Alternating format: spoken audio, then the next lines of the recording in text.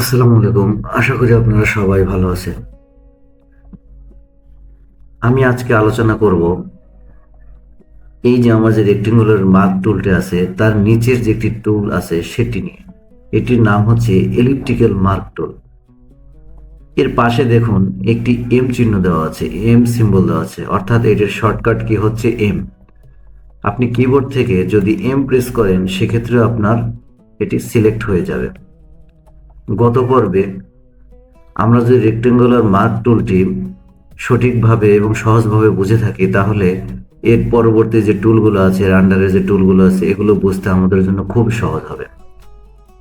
এখন আমি যদি এলিপ্টিক্যাল মার্ক টুলটি সিলেক্ট করি, করার পরে আমি যদি মাউস ড্র্যাগ ড্রপ করি তাহলে দেখুন আমি খুব সহজেই এটিকে ড্রয়িং করতে পারছি, কিন্তু আমার বৃত্তটা কিন্তু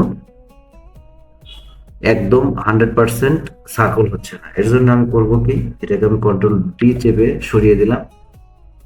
এখন আমার এখানে দুইটা অপশন আছে। আমি যদি শিফট প্রেস করে ধরি তাহলে দেখুন কি হয়। শিফট প্রেস করে ধরলে সে কিন্তু আমার যে পয়েন্টটি সিলেকশন পয়েন্ট বানিয়েছি, এই যে ধরুন আমার এইটা হচ্ছে সিলেকশন পয়েন্ট, এইটাকে ধরে আমি যদি শিফট প্রেস করে যদি আমি মাউস ড্র্যাগ ড্রপ করি তাহলে দেখুন আমার বৃত্তটা কেমন হচ্ছে। এরপরে আবার যদি আমি অল্ট প্রেস করি তাহলে দেখুন আমার বৃত্তটা কেমন হচ্ছে। মানে আমি যদি অল্ট প্রেস করি তাহলে দেখুন আমার যে সিলেকশন পয়েন্ট, এই যে আমার ধরুন আমার এটাকে সিলেকশন পয়েন্ট ধরলাম, আমি সিলেকশন পয়েন্ট ধরে আমি অল্ট প্রেস করলাম। অল্ট প্রেস করে এখন আমি যদি মাউসকে উপরে নিচে ডানে বামে ঘোরাই তাহলে কিন্তু আমি আমার পছন্দ মতো সার্কেল নিতে পারছি। এই যে এখানে আমি একটা লেয়ার যুক্ত করে নিলাম। লেয়ার যুক্ত করার পরে আমি যদি কন্ট্রোল প্লাস ব্যাক স্পেস একসাথে প্রেস করি তাহলে কিন্তু আমার এই ব্যাকগ্রাউন্ড কালারটি এখানে চলে এসেছে। আমি গত পর্বে এটা সম্বন্ধে ডিটেলস আলোচনা করেছি। আমি এখানে কন্ট্রোল ডি দিলাম। এবার যদি এইটিকে আমি ডিলিট করে দিলাম, দেওয়ার পরে আমি চাচ্ছি যে আমার অ্যাকুরেট 100% সার্কেল হতে হবে। সেক্ষেত্রে আমি করবো কি, অল্ট প্লাস শিফট একসাথে প্রেস করব, প্রেস করে এভাবে ধরবো, ধরে আমি মাউসটাকে আগে ছেড়ে দিব, তারপর অল্টার প্রেস ছেড়ে দিব। এই যে আমি যদি অল্টার প্রেস আগে ছেড়ে দিই তাহলে দেখুন কি হয়। এই যে আমি যদি অল্টার প্রেস আগে ছেড়ে দিলাম তখন কিন্তু আমাকে একটা মেসেজ দেখাচ্ছে। আমরা ওই কাজটা করব না, আমরা করব কি, এটাকে একটা সিলেকশন পয়েন্ট ধরে আমি অল্টার প্রেস চেপে ধরে আমি এটাকে একটা সার্কেল তৈরি করব। করার পরে আমি একটি লেয়ার নিলাম। লেয়ার নেওয়ার পরে আমি অল্ট প্লাস ব্যাক স্পেস নিয়ে আমি ফরগ্রাউন্ডের যে কালারটি ওইটা নিয়ে নিলাম। এবার আমি এটিকে এখানে দিয়ে দিলাম। এখন আমরা দেখতে পাচ্ছি যে আমি যখন এই এলিপ্টিক্যাল মার্ক টুলটি সিলেক্ট করছি তখন আমার এই যে উপরে অনেক অপশন ভিজিবল হয়ে যাচ্ছে। এখন আমরা এই প্রত্যেকটা কাজই আমরা দেখতে পাবো। আমরা যে প্রথম অপশনটি, এই যে নর্মাল মোড, এই যে দেখুন আমি এখানে যদি মাউস ধরে নিউ সিলেকশন মোড, আমি যতবারই এটা মাউস ড্র্যাগ ড্রপ করব ততবারই কিন্তু সে নতুন নতুন এলিপস আমাকে তৈরি করে দেবে।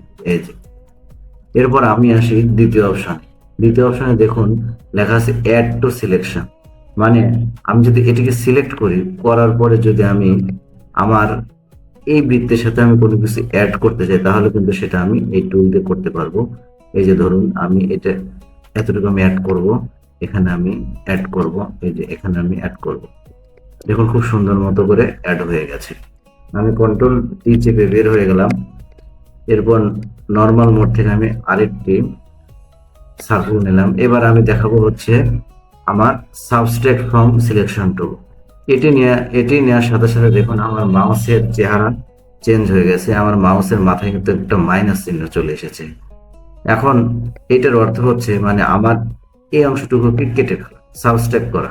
আমি এটাকে ধরে আমি চাচ্ছি আমার এতটুকু আমি মুভ করে দেবো। এই যে খুব সুন্দরভাবে কিন্তু সে আমাকে সরিয়ে দিল। এই যে এখন আমি যদি চাই যে আমি এটার উপর কালার প্রতিস্থাপন করবো, আমি কিন্তু সেটাও করতে পারি।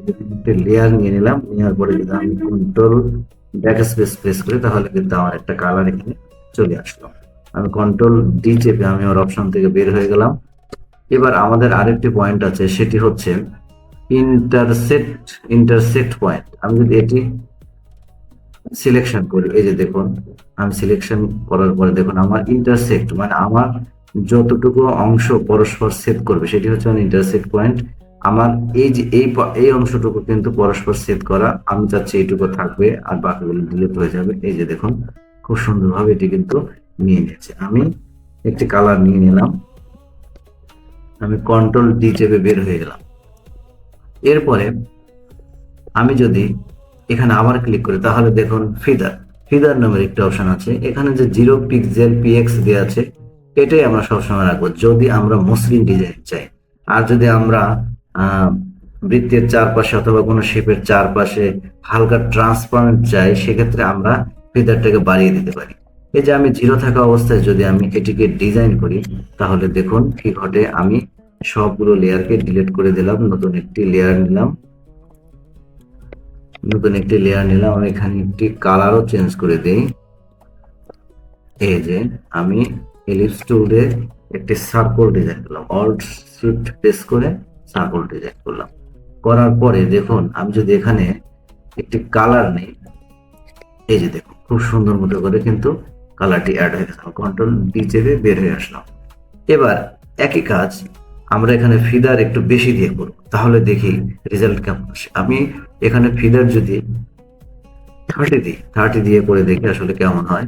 আমি এখানে 30 দেওয়ার পরে আমি যদি অল্টার শিফট প্রেস করে যদি আমি একটি বৃত্ত ড্র করে এবং এখানে যদি আমি আমার কালারটি প্লেস করে দিই তাহলে দেখুন দুইটার চেহারা কিন্তু আলাদা হয়ে গেছে। এই যে দেখুন এটি কিন্তু একদম শার্প সার্কেল হয়েছে আর এটি কিন্তু চারপাশে আমার হালকা ট্রান্সপারেন্ট চলে এসেছে। অর্থাৎ আপনারা যদি এই টাইপের ডিজাইন করতে চান, এই ট্রান্সপারেন্ট মানে শেপের চারপাশে যদি ট্রান্সপারেন্ট টাইপ ডিজাইন করতে চান সেক্ষেত্রে আপনারা এখানে ফিডারটা বাড়িয়ে দিয়ে আপনারা আপনাদের প্রয়োজন মাফিক কাজ করতে পারবেন। আমি কন্ট্রোল জেড চেপে পিছনে চলে আসলাম। এরপরে আমি যখন এইটাকে সিলেক্ট করছি আমি ফিডার এখানে 0 দিয়ে রাখি। এখানে দেখুন আমার অ্যান্টি অ্যালাইস নামের একটা অপশন আছে, অ্যান্টি অ্যালিয়াস নামের একটা অপশন আছে। এই অপশনটি দেখুন টিক মার্ক মারা আছে। আপনারা যদি এই যে বৃত্তটি যে ড্র করেছেন এই বৃত্তটি যদি একদম শার্প চান তাহলে এটিকে টিক মার্ক করে দিয়ে রাখবেন এই সাইড গুলো। এই যে দেখুন আমার কিন্তু এটি এখন টিক মার্ক দেওয়া আছে। আমি লেয়ারটাকে ডিলিট করে দিই, আমি এখানে আরেকটি লেয়ার নিলাম। এই দেখুন আমার এখানে কিন্তু অ্যান্টি এইটা আমার টিক মার্ক করা আছে। আমি এখন যদি আমি একটা সার্কেল ড্র করি, আমি এটাকে একটা কালার দিলাম, আমি কন্ট্রোল ডি প্রেস করলাম, বের হয়ে গেলাম। আমি কন্ট্রোল প্লাস প্রেস করে আমি জুম করে দিলাম। এটা কিন্তু মসৃণ, এই যে দেখুন মসৃণ। এখন আমি যদি এই অ্যান্টি অপশনটাকে তুলে দিই, আমি এখানে আরো একটি লেয়ার নিলাম, লেয়ার নিয়ে আমি এখানে করলাম কি এই এলিপ্টিক্যাল টুলটি সিলেক্ট করলাম, করার পরে এই অ্যান্টি অপশনটিকে তুলে দিলাম। দেওয়ার পরে আমি এখানে সেম আরেকটি বৃত্ত ড্র করি, করার পরে আমি এখানে একটি কালার দিয়ে দিলাম। এখন যদি আমি কন্ট্রোল ডি প্রেস করি, ডি প্রেস করে যদি আমি এটিকে জুম করি তাহলে দেখুন এই যে এটি কিন্তু একদম পিওর মসৃণ হয়। সেজন্য আমরা করব কি, যখন কোনো কিছু ডিজাইন করব, যখন কোনো কিছু শার্পনেসের জন্য চিন্তা করব, তখন আমরা এইখানে যে অ্যান্টি অ্যালিয়াস অপশনটি আছে এটিকে আমরা টিক মার্ক করে দিব। এখন তার পাশে আরো একটা অপশন আছে, এই যে দেখুন প্রথমে এতক্ষণ কিন্তু আমরা নর্মাল মোডে নিয়ে কাজ করেছি, এখন যদি আমরা ফিক্সড রেশিও দিয়ে কাজ করি, ধরুন এখানে ওয়েট হাইট দেওয়া আছে, এটা যদি দেয়া এই ফিক্সড রেশিও যদি আপনারা দিয়ে থাকেন তাহলে কিন্তু আপনাদের অল্টার শিফট প্রেস করার আর কোনো প্রয়োজন নেই। এই সার্কেলটি এই যে আপনি এখানে যে ভ্যালু দেবেন সেই ভ্যালু অনুযায়ী পরিবর্তন হবে। আমি এখানে 1/1 দিয়ে রেখেছি, এর জন্য সে এভাবেই পরিবর্তন হচ্ছে। আবার এখানে যদি আপনি ফিক্সড সাইজ দিয়ে রাখেন, দেখুন এই যে ফিক্সড সাইজ দিলে জাস্ট আপনি আপনার আর্টবোর্ডের উপর ক্লিক করবেন, এই দেখুন আমি জাস্ট লেফট বাটন প্রেস করছি আর হয়ে যাচ্ছে। এখানে যদি আমি ওয়াইড যদি আমি বড় করে দিই, আমি ধরুন আমি 250 দিলাম, আমি এখানেও 250 দিলাম, দুইটাই 250 দিলাম। এখন দেখুন আমি এখানে প্রেস করলে দেখুন আমার বৃত্তের সাইজটা কিন্তু বড় হয়ে যাচ্ছে। এই যে এই যে দেখুন বড় হয়ে যাচ্ছে। তো আপনারা যখন কাজ করবেন, নিজের পছন্দ মতো কাজ করতে যাবেন, আপনারা যখন পছন্দ মতো নিজের পছন্দ মতো ড্রয়িং করতে যাবেন, তখন নর্মাল দিয়ে কাজ করাটাই ভালো। এখন এরপরে আমরা আসি অন্য একটি উইন্ডোতে। আমি এখানে নতুন একটি ইমেজ আমি ওপেন করে রেখেছি আসলে ফটোশপে আপনাদেরকে দেখানোর জন্য, আসলে এলিপ্টিক্যাল টুলটা আমরা কিভাবে ব্যবহার করতে পারি। আপনার ফটোশপে সাধারণত কাটাকাটির কাজটাই বেশি হয়ে থাকে। এখন এলিপ্টিক্যাল টুল দিয়ে আমরা কিভাবে কাটবো, ধরুন আমি এতটুকু জায়গার আমি একটু কালার চেঞ্জ করে দেব। আমি এলিপ্টিক্যাল টুলটি নিলাম, নেওয়ার পরে আমি করলাম কি, আমি এখানে ফিদারটা একটু বাড়িয়ে দিলাম, 20 দিলাম। দেওয়ার পরে আমি এখানে করলাম কি, অল্ট শিফট প্রেস করে সার্কেল নিলাম। নেওয়ার পর আমি ধরুন আমি যে কোনো একটা কালার নিয়ে নিই, দেখুন কালার নিয়ে নিলাম। সরি, এখানে আসলে আমি অন্য একটি লেয়ার নিয়ে নিলে ভালো হতো। আমি লেয়ার নেওয়ার পরে আমি অলটা ব্যাক স্পেস দিলাম। এখন দেখুন এই যে একটি কালার হয়েছে। এখন আমি করলাম কি, এইটার একটু অপাসিটি বাড়িয়ে বা কমিয়ে দিলাম। ধরুন আমার এতটুকু একটু এই কালারিং করার দরকার ছিল, আমি এতটুকু করে ফেললাম সার্কেল টুল। এটি কিন্তু আপনি খুব সহজেই সার্কেল টুলের মাধ্যমে করতে পারছেন, মানে এলিপ্টিক্যাল টুলের মাধ্যমে। এই যে দেখুন, আবার আপনারা যদি চান যে আমি যে কোনো অংশ আমরা কেটে ফেলবো, সেটাও কিন্তু আপনারা করতে পারেন। আমি আমার এই মেইন লেয়ারটি সিলেক্ট করলাম, করার পরে আমি এলিপ্টিক্যাল মার্ক টুলটি সিলেক্ট করে ধরুন আমি এতটুকু আমি ডিলিট করে দেব। ধরুন আমার এতটুকু আমার ডিলিট করা দরকার। আমি করলাম এতটুকু সিলেক্ট করে আমি কিবোর্ড থেকে ব্যাক স্পেস প্রেস করলাম।